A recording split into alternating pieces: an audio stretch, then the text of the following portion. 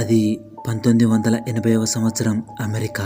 Max మరియు Julie అనే కొత్తగా పెళ్ళైన ఇద్దరు దంపతులు సిటీకి దూరంగా ఒక ఇల్లును కొన్నారు. కొన్నదే తడువుగా ఒక మంచి రోజు చూసుకొని ఆ ఇంట్లోకి దిగిపోయారు.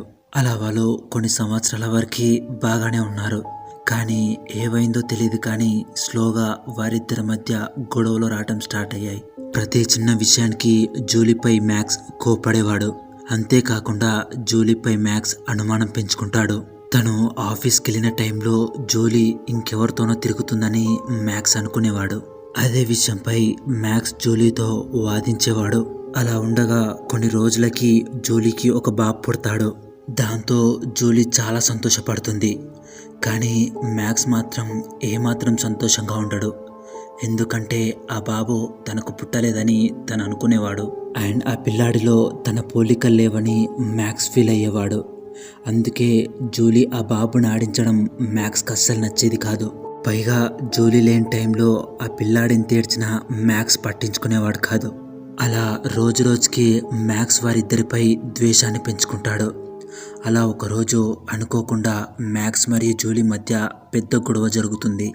ఆ గొడవలో మ్యాక్స్ జూలీని చాలా దారుణంగా కొడతాడు.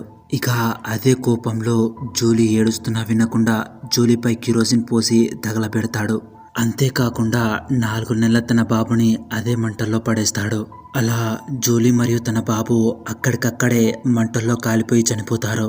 ఇక ఆ విషయం ఎవరికీ తెలియకూడదని చెప్పి కాలిపోయిన ఆ 2 డెడ్ బాడీస్ని మ్యాక్స్ అదే ఇంట్లో పూడ్చిపెడతాడు. అలా మ్యాక్స్ కథ అక్కడికే సుఖాంతం అయిపోయింది అనుకుంటాడు. కానీ మెయిన్ కథ అక్కడే స్టార్ట్ అవుతుంది. మ్యాక్స్ జూలీని చంపిన వారం రోజుల తర్వాత ఒకరోజు రాత్రి మ్యాక్స్ తన ఎక్స్ గర్ల్ ఫ్రెండ్ మేరీని ఇంటికి పిలిపించుకుంటాడు. అలా ఆ రోజు రాత్రి మ్యాక్స్ మరియు మేరీ బెడ్రూమ్లో కాసేపు ఏకాంతంగా గడిపి పడుకుంటారు. అలా టైం అర్ధరాత్రి 1 అవుతుంది. సడన్గా ఎందుకో మ్యాక్స్కి నిద్దట్లో నుండి మెలకు వచ్చి పక్కకి తిరిగి చూస్తాడు. మ్యాక్స్కి పక్కన మేరీ కనిపించదు. దాంతో మ్యాక్స్ మేరీ ఎక్కడికి వెళ్ళిందని ఆలోచిస్తున్న టైంలో మ్యాక్స్కి బయట హాల్లో ఎవరో నడుస్తున్నట్టు ఫుట్ స్టెప్స్ వినిపిస్తాయి. మ్యాక్స్ బెడ్ పై నుంచి లేచి మెల్లిగా హాల్లోకి వెళ్ళి చూస్తాడు. అక్కడ మేరీ ఒంటరిగా అటు ఇటు తిరుగుతూ ఉంటుంది. మ్యాక్స్ వెళ్ళి మేరీ వెనకాల నుండి ఏమైంది మేరీ, ఒంటరిగా ఇక్కడేం చేస్తున్నావు అని అడుగుతాడు. అప్పుడు మేరీ స్లోగా వెనక్కి తిరిగి మ్యాక్స్ని చూస్తుంది. మేరీ మొహం చూసిన మ్యాక్స్ ఒక్కసారిగా వణికిపోతాడు. ఎందుకంటే నిజానికి అక్కడున్నది మేరీ కాదు, జూలీ. ఇక అంతే, మ్యాక్స్ తెల్లారేసరికి తన రూమ్లో చనిపోయి పడుంటాడు. అలా ఆ ఇల్లు కాస్త స్లోగా ఒక హాంటెడ్ హౌస్లా మారిపోతుంది. అలా ఉండగా కొన్ని సంవత్సరాలకి జాన్, మార్క్, పీటర్, రోడీ అనే 4 ఫ్రెండ్స్కి ఈ ఇల్లు గురించి తెలుస్తుంది. ఆ 4 ఫ్రెండ్స్ ఒకరోజు నైట్ టైం ఈ ఇంట్లోకి వెళ్ళి నిజంగా ఈ ఇంట్లో దయ్యాలున్నాయో లేవో తెలుసుకుందాం అనుకుంటారు. ప్లాన్ చేసినట్టే ఒకరోజు నైట్ టైం 4 టార్చ్ లైట్స్, ఒక కెమెరా పట్టుకొని ఈ ఇంట్లోకి వెళ్తారు. సంవత్సరాల పాటు ఆ ఇంట్లో ఎవరూ లేకపోవడం వల్ల ఆ ఇల్లు మొత్తం బూజు పట్టుంటుంది. రోడీ వెళ్ళి లైట్స్ ఆన్ చేద్దామని స్విచ్చెస్ ఆన్ చేసి చూస్తాడు. కానీ స్విచ్చెస్ పాడైపోవడం వల్ల లైట్స్ వెలగవు. దాంతో చేసేదేమీ లేక కెమెరా ఆన్ చేసి ఆ టార్చ్ లైట్స్తోనే ఇల్లంతా సెర్చ్ చేస్తూ ఉంటారు. అలా వాళ్ళు సెర్చ్ చేస్తూ ఉండగా సడన్గా ఆ ఇంట్లో ఏదో కింద పడ్డ శబ్దం వస్తుంది. అది చూసి అందరూ సౌండ్ వచ్చిన వైపు తిరిగి చూస్తారు. అప్పటిదాకా నించొనున్న చైర్ కింద పడుంటుంది.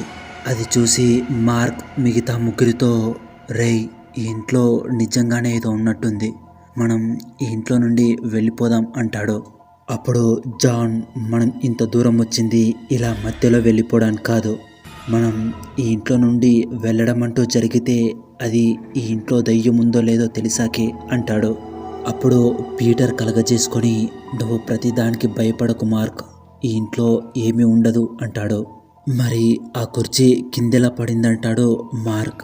అప్పుడు రోడీ తెరుచున్న కిటికీ వైపు చూయిస్తూ, అందులో నుండి గాలి రావటం వల్లే ఆ కుర్చీ కింద పడుంటుంది లేరా అని చెప్తాడు. దాంతో మార్క్కి కొంత ధైర్యం వస్తుంది. అలా ఆ 4 కాసేపు ఆ ఇల్లు మొత్తం పరిశోధిస్తారు.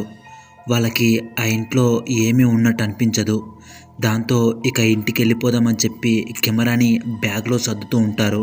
అప్పుడు సడన్గా మార్క్ లేచి ఒక రూమ్లోకి వెళ్ళి ఒక పెద్ద తాడు తీసుకొస్తాడు. ఆ తాడుని వారందరి ముందే ఒక ఫ్యాన్ కేసి ఉరితాడులా బిగిస్తుంటాడు. అది చూసిన పీటర్ అండ్ రోడీ మార్క్ దగ్గరికి వెళ్ళి, ఏమైంది మార్క్, ఎందుకలా తాడుని ఉరితాడులా బిగిస్తున్నావు అని అడుగుతారు. అప్పుడు మార్క్ విచిత్రంగా నవ్వుతూ, ఈ ఇంట్లో నుండి ఎవరు బయటికి వెళ్ళలేరు, ఈ ఇంట్లో నుండి ఎవరు బయటికి వెళ్ళలేరు అని అంటాడు. అది విన్న పీటర్ అండ్ రోడీ, ఏమైంది మార్క్, ఎందుకలా అంటున్నావు అని మార్క్ మొహం వైపు టార్చ్ వేసి చూస్తారు. మార్క్ మొహం పాలిపోయి తన కనుగుడ్లు తెల్లగా ఉంటాయి. ఇంతలో వెనకాల బ్యాగులో కెమెరాని సర్దుతున్న జాన్ తన తలని గోడకేసి బాదుకుంటూ ఉంటాడు. అది చూసిన పీటర్ అండ్ రోడీ తన్ని ఆపడానికి ప్రయత్నిస్తారు. కానీ తన్ని ఆపడానికి వాళ్ళ బలం సరిపోదు. అలా జాన్ తన తల పగిలి చనిపోతాడు. అది కల్లారా చూసిన పీటర్ అండ్ రోడీ షాక్లో ఒకరి మొహాలు ఒకరు చూసుకుంటారు. అప్పుడే వాళ్ళకి మార్క్ గుర్తొచ్చి వెనకాలకి తిరిగి చూసేసరికి వెనకాల మార్క్ ఊరేసుకొని చనిపోయి ఉంటాడు. ఇక పీటర్ అండ్ రోడీ అక్కడి నుండి ఎలాగైనా బయటపడాలని చెప్పి బ్యాగ్ తీసుకొని బయటికి పరిగెడుతూ ఉంటారు. రోడీ ముందు పరిగెడుతూ ఉంటే పీటర్ వెనకాల వస్తూ ఉంటాడు. అలా పరిగెడుతూ ఉండగా సడన్గా రోడీ కాలికి ఏదో తట్టి కింద పడతాడు. ఏంటా అని చెప్పి రోడీ అటువైపు టార్చ్ చేసి చూస్తాడు. కింద భూమిలో నుండి ఒక చెయ్యి బయటకు వచ్చి ఉంటుంది.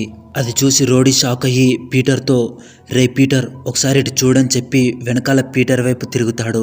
కానీ పీటర్ రోడీని పట్టించుకోకుండా పైకి చూస్తూ ఉంటాడు. దాంతో రోడీ, రే పీటర్ పైనే ఉంది, దేన్ని అంతలా చూస్తున్నావని అడుగుతాడు. కానీ పీటర్ రోడీ మాటలు పట్టించుకోకుండా పైకి అలా చూస్తూ ఉంటాడు. ఇక రోడీ కూడా పైనే ఉందా అని స్లోగా తన తలని పైకెత్తి చూస్తూ ఉంటాడు.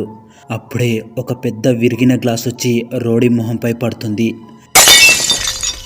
గ్లాస్ మొహం లోపలికి దిగిపోవడం వల్ల రోడీ అక్కడికక్కడే చనిపోతాడు. అప్పుడు పైకి చూస్తున్న పీటర్ తన తలని స్లోగా రోడీ వైపు తిప్పుతాడు. రోడీ మొహానికి గుచ్చుకున్న గ్లాస్ని తన చేత్తో పీకి అదే గ్లాస్ని తన గొంతులో పొడుచుకుంటాడు. అలా పీటర్ కూడా అక్కడే చనిపోతాడు.